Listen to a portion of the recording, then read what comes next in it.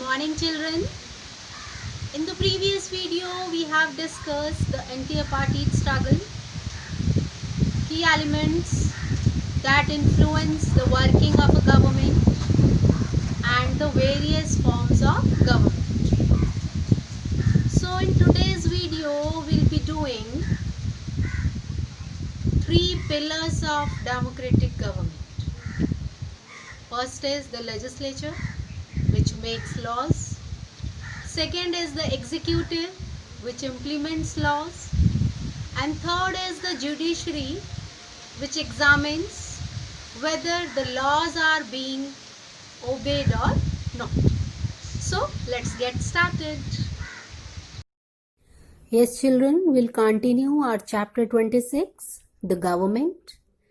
But again, I'll give you the example for explaining the heading of the chapter, the topic, the government.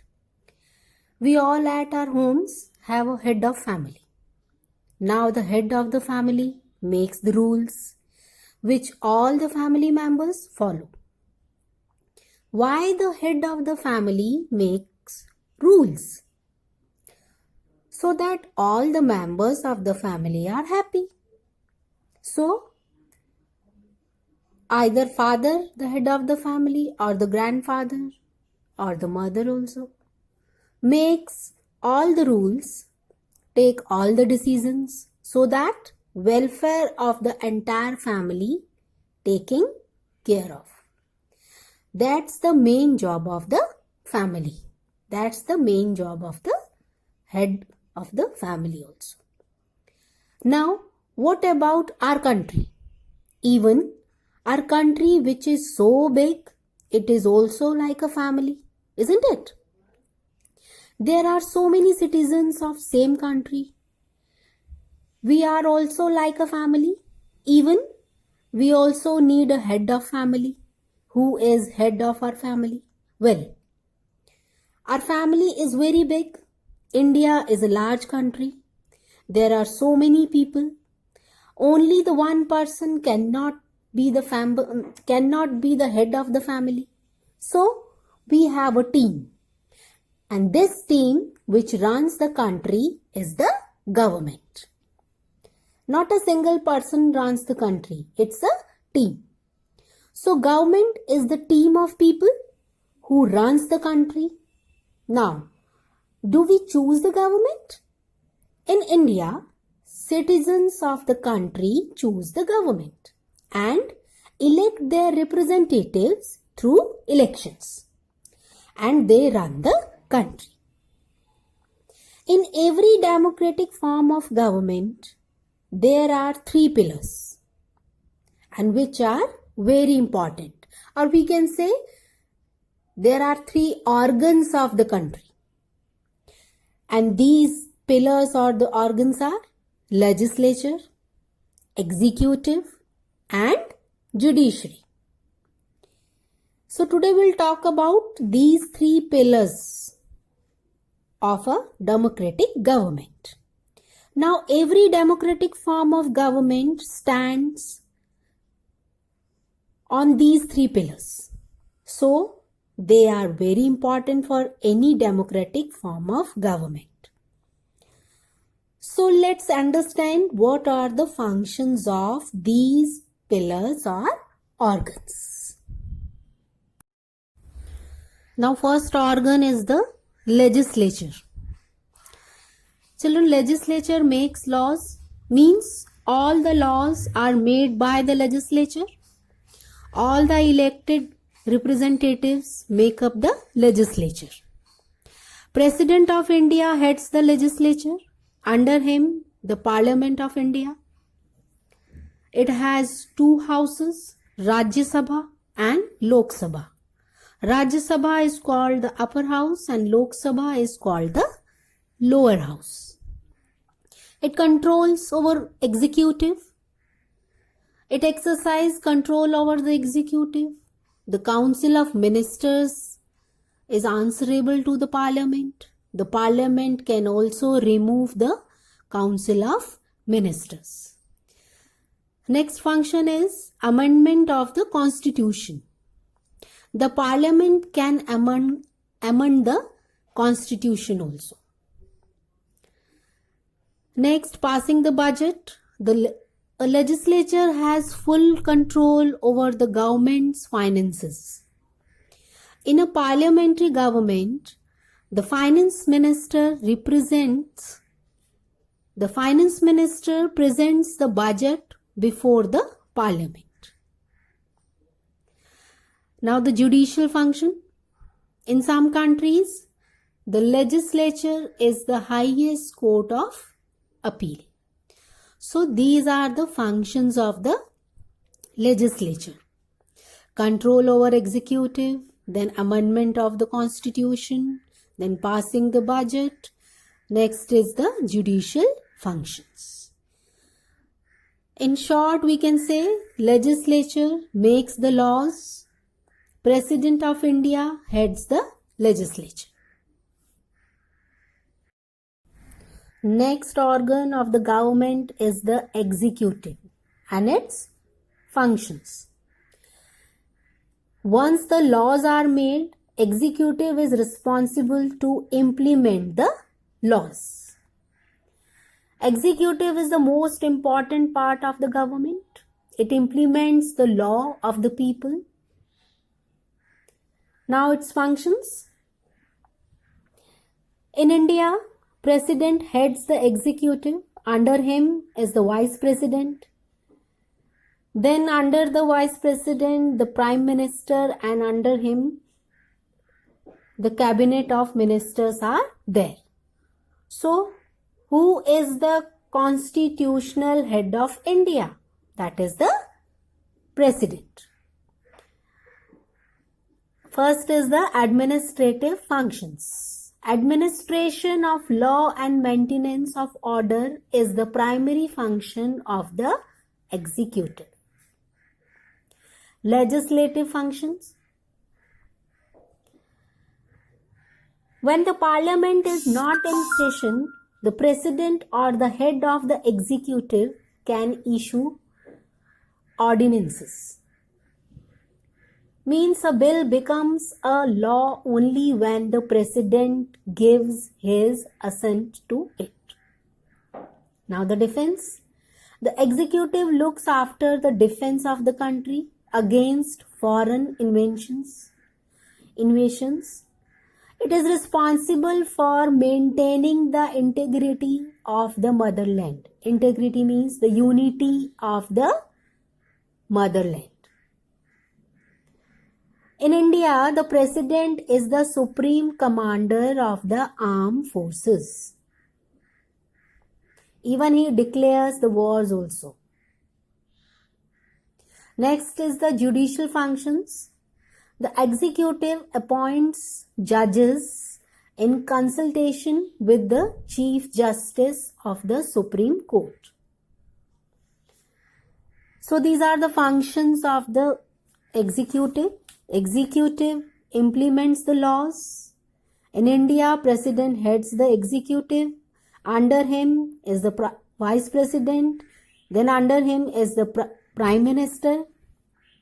Under the Prime Minister, the Cabinet of Ministers are there. Administrative functions are there, legislative functions, then the defense and the judicial functions. Fifth is the financial functions. The business of the government is carried on by the executive. For this purpose, the executive needs money. It prepares the budget and gets it passed by the legislature. In this way, it gets the right to collect taxes and to spend the money on various heads. So these are the functions of the executive. Third organ is the judiciary. Judiciary and its functions. Judiciary is the organ which examines whether the laws of the government are being obeyed or not. it has a very important role. The first function is the interpretation of the Constitution. Judiciary interpret laws and settle disputes. It is the responsibility of the judiciary that all the laws which has been made are being followed. If anything is being done in the country which is violating the laws, then judiciary makes sure that it is corrected.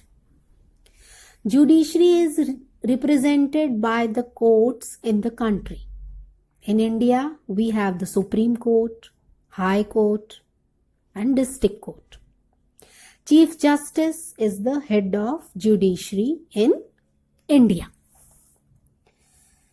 Settlement of disputes. The most important function of judiciary is to settle the disputes between two individual citizens, between citizens and the government, and between the center and the state also.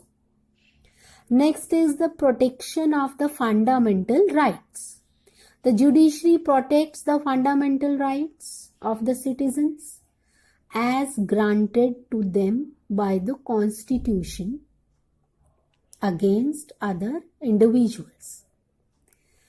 Next, to give advice to the President. Whenever the President wants, he can seek the advice of the Supreme Court regarding the legal position of any matter.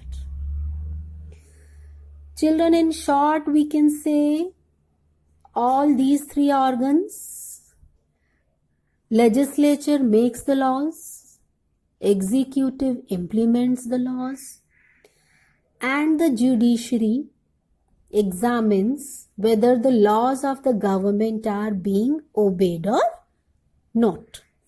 So these are the most important three organs or the three pillars of a democratic government. Now the question is, write one word answer.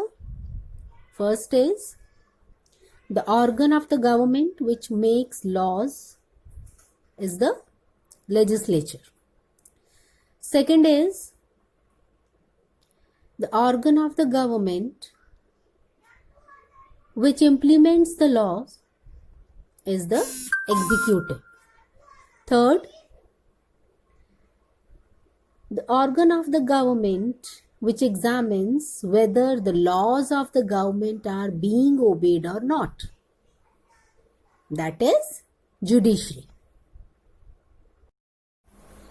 Next, D is, maintenance of order is a primary function of the, answer is executive. Opening of schools is a welfare function of the state. And the last is, legislature is the organ of the government. Next question is the give reason. First, making collective decisions by the participation of all the elected members in a government is very important because India is following a democratic government. Second is, the government is considered an important organ of the state because it runs the state in a proper and effective manner. Universal adult franchise is important. Children, what we have discussed in the universal adult franchise?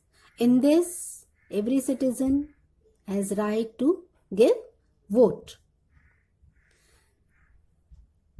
And the age is 18. So, universal adult franchise is important because in this, one has the right to take part in elections and vote for any candidate. We say that in a dictatorship, there is no freedom. Children, we have discussed the two various forms of government. One is the democratic government, another is the dictatorial government or the dictatorship. So, in the democratic government, People are free to give vote, to choose their leaders, to choose their representatives. They are free to express their opinion. But in the dictatorship, no freedom is there, no elections are there. Even they are not free to express their opinion also.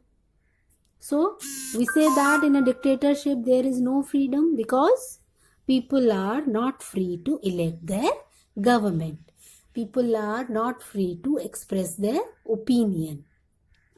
And they are not free to elect their representatives. No elections are there.